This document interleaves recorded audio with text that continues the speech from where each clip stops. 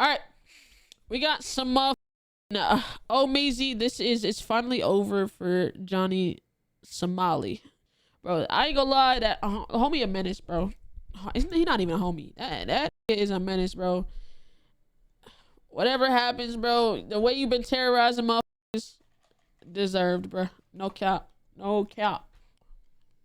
I got way more heat from my Diddy video than this guy did. Oh, chat. Oh my God. What?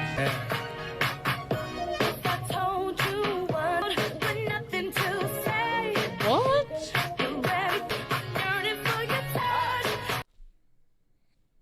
What the f am I looking at, chat? What am I looking at? Who's mans? Huh? Who's f***ing mans? 3 hours later.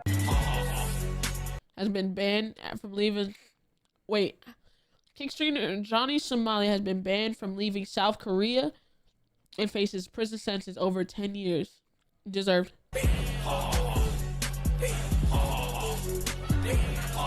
Have you noticed this recent trend where more and more creators are making names for themselves, making brands for themselves, and just basing their whole content around being public nuisances? The current biggest face of doing this has to be Johnny Somali, who's been arrested in 3 different countries for just basically being a public nuisance. So the 23-year-old American live streamer Ismail Ramzi Khaled, also known as Johnny Somali, got arrested for trespassing in Japan. And he made sure to smile and wave to the camera as he was escorted out by the cops. Man, he's such a child. So basically, this is a guy that had been just an annoying in Japan for months. Chief Cabinet Secretary of Japan actually made. This is some of the reasons why niggas don't want tourists in Japan. Because what are you fucking doing? Niggas go there to enjoy the culture and have fun and see Japan and it's all its beauty. And then niggas like you, I'm a fucking troll. Boom, now you trolling. Now niggas can't fucking go see it, or they don't want niggas there no more. A statement saying that YouTubers and live streamers need to refrain from violating other people's privacy and causing a nuisance. But it's not like he did this just in Japan. He also did it in South Korea and in Israel. Come on, dude. Can I eat your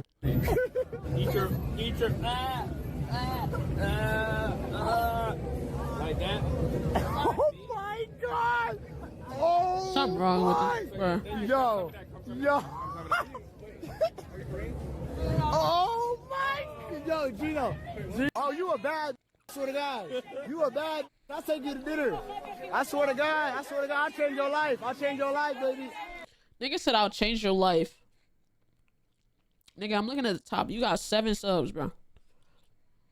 Change your life is a little crazy. Baby, I'll change your life. I promise you.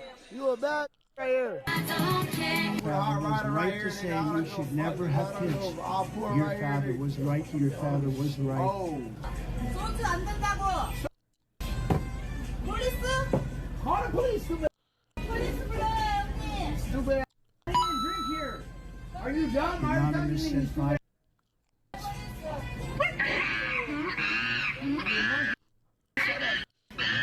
All he does is go around harassing people, throwing stones, and then what's worse is hiding his hand, acting as if he's not doing anything, as if he's not harassing women, harassing officers, just being a public nuisance as a whole. He's even cultivated this audience that's, I'm coining a new phrase, his train wreck audience that can't turn away because they want to see him crash out so bad. It's even getting so bad to the point where people will donate money just to see if he can do something more extreme. They'll send him like $5 to play whatever message or blast whatever song that he has in public, and a lot of the times it's totally inappropriate. And these people I wouldn't even consider supporters. They're more so hate watching, wanting him to do the most self-destructive things in public so he can get arrested or maybe even hurt. He got arrested in Japan for going on a bus and screaming, "Hiroshima, Nagasaki, we're gonna do it again." And he's referring to dropping a bomb on them, which happened in World War II, which is a disgusting, not funny, distasteful, and downright dirty content. Like, I don't even see how somebody could come up with something like that in their mind and be okay with saying that and going about the rest of their day. You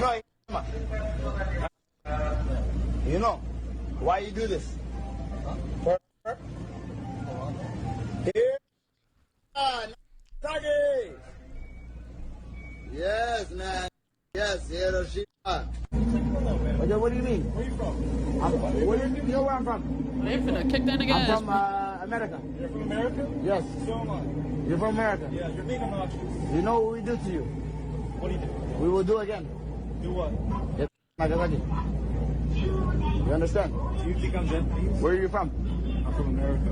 Where are you from? What's your ethnicity? Texas, buddy. What's your ethnicity? I'm Korean. Then sit down, brother. Why don't you sit? Korean, know what happened to you? Oh, beat the shit out this nigga, bro. I don't even give a fuck. Brother. Bro, I genuinely would not help. I would see these niggas jumping him and be like, damn, that's crazy. Fuck. I shouldn't have been talking shit. Hey, matter of fact, let me kick the nigga too, bro. No cap. Korean, where you know what we did to you? Public nuisance or public prank content has existed forever, and this is something that I've been talking about for a minute. I called it out way back then before I even had a channel going in this direction, but the groundwork was laid by content creators like Jadeon and Keneal Joseph and DeAdrian Harding, and some of that stuff was totally fine, and people did not take too much into it because it was a joke. It was some sort of laugh, funny, or stuff like that involved in it. Bro, I'm Johnny Blaze. I got this.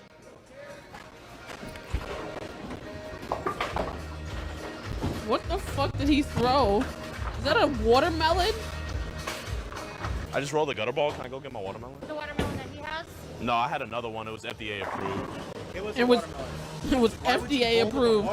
Dude Perfect doesn't even bowl with the watermelon. They don't bowl with. That's the point. They don't do it. But they have 56 million subscribers. How many subs do you got? 200. 200.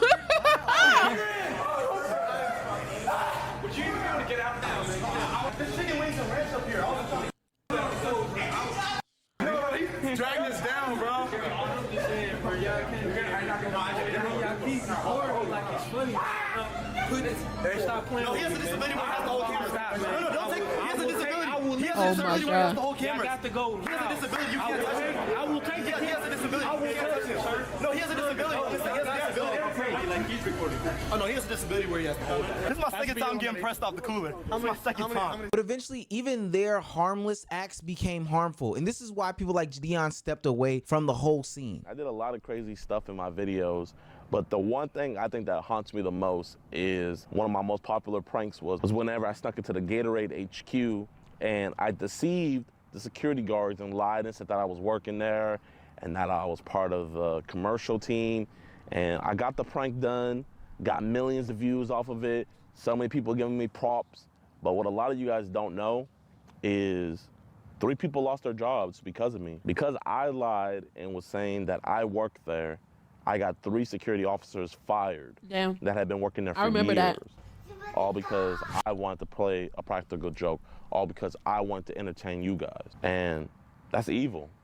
And people been criticizing people for doing these public prank actions. I remember when KISSIMMEE did that whole let me take the change out of somebody that's working at a restaurant's tip jar prank, and people totally obliterated him. But to be honest with you, those were even more harmless than what we're seeing today. Now, a big thing that I talk about on this channel is one-up culture. And I believe that people watched that content and then took it to the whole nother level. We're talking about the Foosies, we're talking about the Johnny Somalis, and we're talking about the Jack Dohertys. And there's a new guy on the scene, Trevon Sellers, that is so abysmal, but we'll get to him later. These are people who thrive on something that is so strange and something that should not even be something to be proud of, that Like, it makes. And what I will say is, like, I don't ever want to become one of them. Like I get like making content outside of your office and going outside and doing something different. Honestly, I don't ever think I want to be like, I'll do some one-off shit, but I don't want to be a full IRL nigga. And the reason I don't is because you always gonna have to do something to top, you know, something to top it. You gotta just do it a little bit big. You gotta go bigger. You know, you gotta get a little bit crazier. It's like, bro, when does this shit end? You know what I mean? When the fuck does it end, bro? Makes no sense to me why they would even feel good at night. And I'm talking about negativity. These people create spaces and places in which negative things happen to them, around them, with them, or through them, through their chat, or whoever. As long as the space is negative, they feel like that is creating content. And I think that's just a reflection of the entire space as a whole. Like on YouTube, the negativity scene is just so popular. However, they take things to the next level. And what they don't realize, and maybe they do, it just doesn't matter to them. Ultimately, these platforms will start laying down harsher and harsher and harsher rules restrictions. for everybody act else. like the boy who cried wolf and say, I didn't do anything. This is attack on freedom of speech, until they end up on Kick and then Rumble and then X and then off the internet. Now, because they can't do a lot of this stuff in North America, they've decided to take this to other countries, which I think is some of the most brain dead thing in the world, because these countries are not only used to these streamers doing this content like this. I think it's pretty understandable in the North America sphere that, you know, we have big content creators who can come out in public, make content, stream, etc., etc. Me going out without a camera isn't necessarily the strangest thing, but when they go to other countries like South Korea, wherever they're going, that is not something they're accustomed to, and they're also being disrespectful culturally. And these people have harsher restrictions and guidelines than North America does. These people don't even realize it. I liked when people like Jadion or Deadrian were doing some of these jokes, because usually they left the environment on a positive note. I think even Kai in those videos would tip people or pay people. I know when I worked with him, he would at least pay people for their time or any sort of inconvenience after the deed was done. But these people set the scene on fire and leave in a negative blaze. And just left. And even if Jadion or some of these other creators didn't rectify the situation right then and there, they would go back and make whole of the situation after the fact, like the whole Pokimane incident. Pokimane and Gideon have released their makeup video. The pair have been on a journey, with Gideon initially hate-rating Pokimane and getting banned from Twitch, throwing some Ninja and Jessica Blevins, but it looks like the pair have finally made up. After images appeared of them sharing a chicken sandwich, they've now shared behind the scenes of the meetup. Roll the tape. Kept on calling me Dijon Mustard. So at first I thought it was like a little shot at me, but then I was like, maybe you're just obsessed with it. So got you a lifetime supply of Dijon Mustard. Thank you so much. I feel like he really meant his apology. We talked for like an hour, dude. Back in 2016, 2017, all those prank videos. I do remember Gideon getting banned for that, bro. Yeah, be careful with that shit, bro. Nigga went in the chat and spammed L+ ratio and was banned off Twitch for like 2 years, bro. That shit is crazy. Videos in the hood were super duper popular. People would go to these dangerous areas, push people's buttons, try to get a reaction, and there's some nastiness in it, but ultimately a lot of these things were harmful, at least on the surface. Banned for what? He hate rated Pokimane. You're not allowed to do that on Twitch. Put me in a room with Pokimane, please. Absolutely not. Freaky ass nigga. Hell no. Hell no. You see, the community was split back then. Yeah, they were a nuisance, but some of it was fake, like clear fake content just for the outrage, or just for the bait. Or if it wasn't fake, at the end of the prank, they would at least clarify that, hey, this is a prank, bro. This is a prank, prank. This is a prank.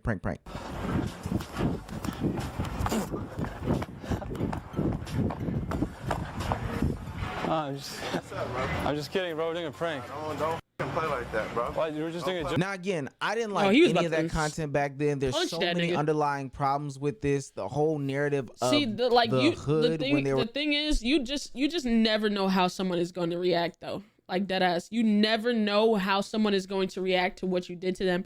And it's like, yeah, some shit might be an overreaction, but still, it's cause and effect. If you would have never did what you did, this would have never happened. You know what I mean? Like, yeah, it was an instance where a nigga pulled a gun on somebody and a nigga got shot, but also at the same time, you shouldn't have been fucking with the man. He don't know what the fuck you got going on. He don't know what you're doing. He might think his life in danger. Maybe, maybe not, you know? But this is your doing. On God, fuck around and find out. Or just around black people. There's a lot to unpack in that stuff, but at least it was somewhat harmless, I guess. I can't really vouch for that stuff, but still, it is totally different than what we're dealing with today. Those clearly labeled as pranks. It's a prank.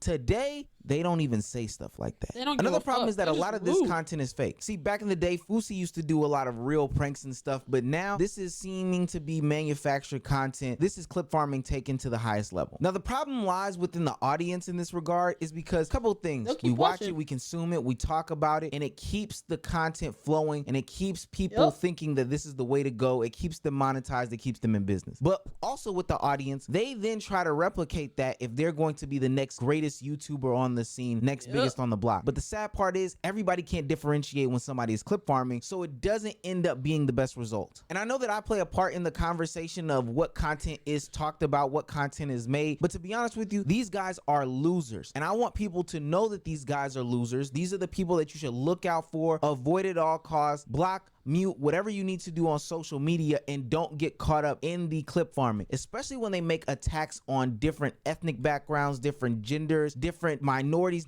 just different people as a whole, and they attack them. The thing is, like, niggas, like, I remember going, like, I don't know, it's like so, like, niggas be trying too hard to go viral. Like, I don't give a fuck. You know, if it happens, it happens on some shit. Like, I'm like, nah, this will go viral. I'm gonna do this. I don't know if I've ever been that person to be like, this gonna go viral. I'm gonna do this because it'll go viral. I just don't. I don't know how you go viral. I don't know. It's just certain shit that you will go viral with, you know, or it has a potential, but you never really know what's gonna get picked up by the algorithm or not. To be honest. Use the words content as a scapegoat for all of this nonsense. Now, I'll say this. Surprisingly, the Fusies and the Jacks and the Johnny Somalis of the world have been pretty tame compared to this guy. This is 20-something-year-old Trevon Sellers, who isn't necessarily even creating content. He's just harassing people, and the cameras just so happen to be on sometimes. He's been so bad, and he's done stuff in the US. It's absolutely ridiculous, like making threats on social media and to actual police departments. Live streamers who previously threatened to bash the brains out of an Asian couple to torture a distressed kitten in front of an animal. What the fuck? He's been detained before, and he's come to the point where he arrested Sacramento for criminal threats. Sellers is responsible for making several threats. What the police fuck? are launching full-on investigations, urging people who can make claims that he has harassed them before to step forward so they can put him behind bars for a very long time. Hey, excuse me, sir. Hey, I was wondering, are you hungry by any chance, man? So a YouTuber runs into a homeless guy in the I streets do of remember California this nigga by a Wendy's, and he's smoking his crack outside of the Wendy's. His crack is crazy. Damn, maybe it was the cigarettes when his crack. And he offers to buy him some food. Would you like a Baconator, fries, a drink? Is that cool? All right, what's your name, man? One Baconator combo, please. Large fry. I remember this nigga, bro. Yeah. To a Baconator, man. I was homeless myself, so I want to make sure you get on the right path. You know, you're always able to, get back on your feet. You know, so I want you to enjoy this. I mean, the homeless guy is sitting there looking at the Baconator like he just won the lottery, and this dude eats it right in front of his face. I mean, seriously, how big of a piece of could you be? Like, give the man half the burger at least. God, or a fry? You can't even spare a fry, you fat. All right, take care. Have a nice day. My ultimate thing in this conversation is, where do these people see the long-term success of doing? Why, bro? Why are you even like? What allows your character to be even like this, bro? That's what kills me. How the fuck did you grow up to think any of this shit? I don't give a fuck. Prank, like, there's got to be some morals. Niggas with no morals are fucking dangerous, bro. Like, there has to be. Like, did you not grow up with a fucking conscience? No morality, motherless, had to be. Bro, it's so crazy to me. Like, people, the disrespect, bro.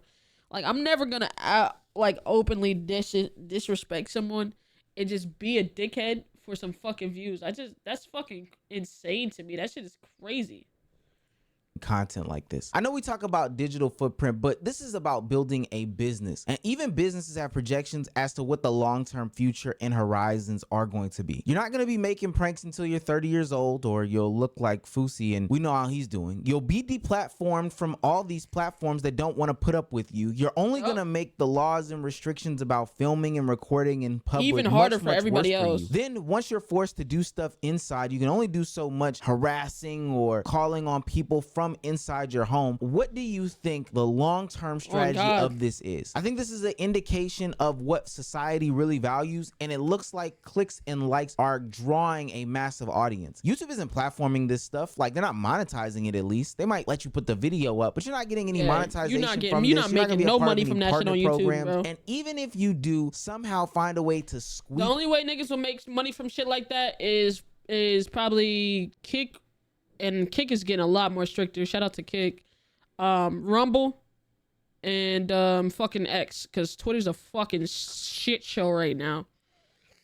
But like, you know, past the barriers of entry to get to monetization via YouTube, you will be at the lowest, and I do mean the lowest CPMs possible. That's why you see all these videos like Pop the Balloon, the ones that get real super freaky, put those ads in it where people can do their Cash App and get some money or whatever scheme or scam they're running. That's why they have those in there though. They rack up thousands, hundreds of thousands, millions of views, and they don't make a red cent from AdSense. But that's because these platforms are getting stricter and stricter on what they want on their platform, and they're not gonna put up with this BS. Exactly. You might have been able to make a couple of dollars here and there. You might have your name in the conversations for a video or two for commentary channels. Maybe some kids will recognize you on the street, but this can't be some sort of career. This isn't something that you hang your hat on. This will affect your dating life. This will affect your future employment at any sorts of jobs. This will affect so many things that just don't affect you, but affect the creator economy as a whole. I just don't understand why do this. The only reason that I could think of is that these people are addicted to validation because they never had any in their actual life. So now they're resorting to any means necessary to get some sort of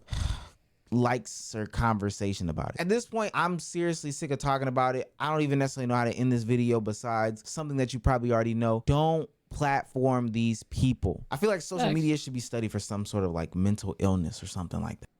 Nah, facts. Actual factual, bro. Actual fucking factual. Because niggas got, bro, niggas got something going on. Bro, they not rap too tight. It's, bro, trying to go viral is never that deep, bro.